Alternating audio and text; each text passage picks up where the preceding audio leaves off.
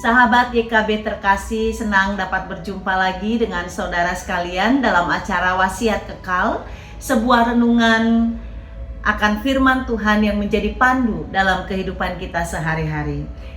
Saya Pendeta Darmawasi Manulang dari GKI Kranggan Bekasi akan menemani bersama renungan hari ini. Renungan kita hari ini ditulis oleh Pendeta Cordelia Gunawan dan diberi judul Roh Kudus, Roh Penghibur. Diambil dari Yohanes 16 ayat 4 sampai 11. Mari kita berdoa sebelum merenungkannya.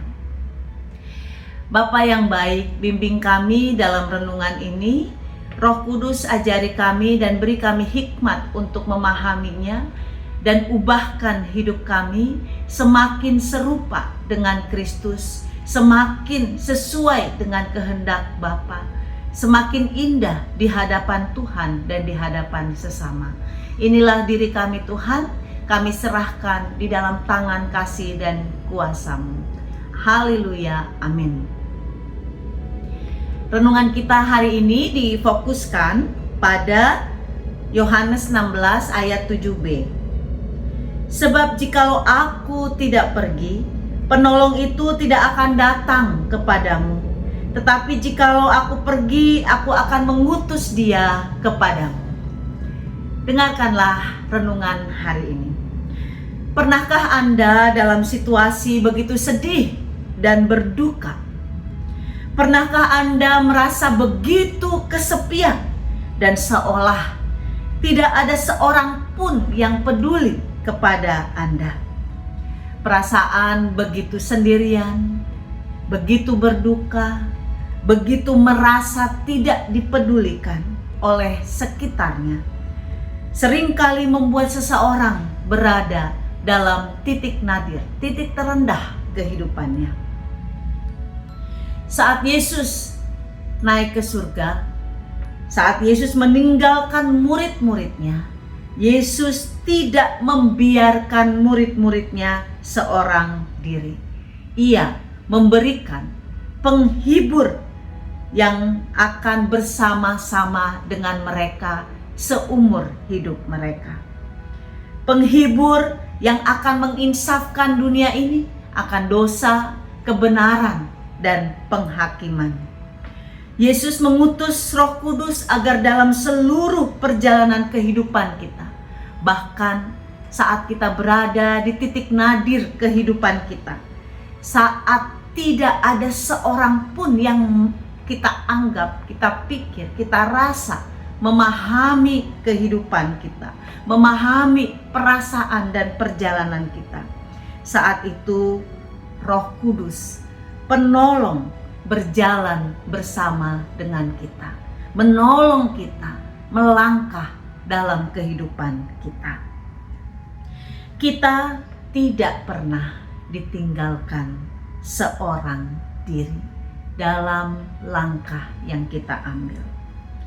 Saya pernah menengok seorang oma berusia 90 tahun yang tinggal sendirian. Tim pelawat ini menyampaikan pendapatnya, kecemasannya kepada oma ini. Kata mereka, "Oma, masa sih tinggal sendirian begini?" Tetapi oma ini dengan tersenyum menjawab, "Saya tidak pernah sendirian. Oma tidak pernah sendirian. Ada Yesus, ada Roh Kudus." Saudara-saudara, yang dikatakan oma ini benar.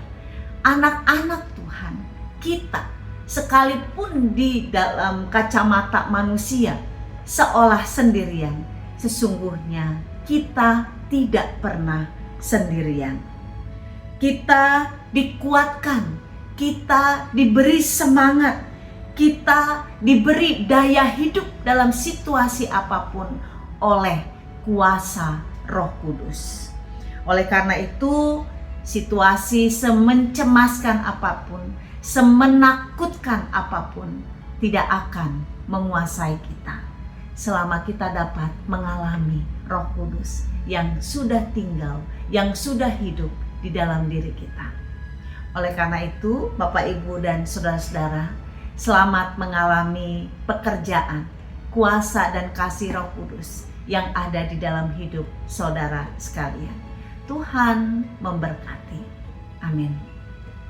Mari kita berdoa. Kami bersyukur memiliki Allah yang memahami kebutuhan kami, bahwa kami lemah ketika kami sendiri, kami tidak mampu ketika kami seorang diri. Kami betul-betul akan mudah patah ketika kami mengandalkan kekuatan kami sendiri. Kami bersyukur ada Roh Kudus yang menopang kami. Kami bersyukur ada Roh Kudus yang memiliki kuasa dalam diri kami.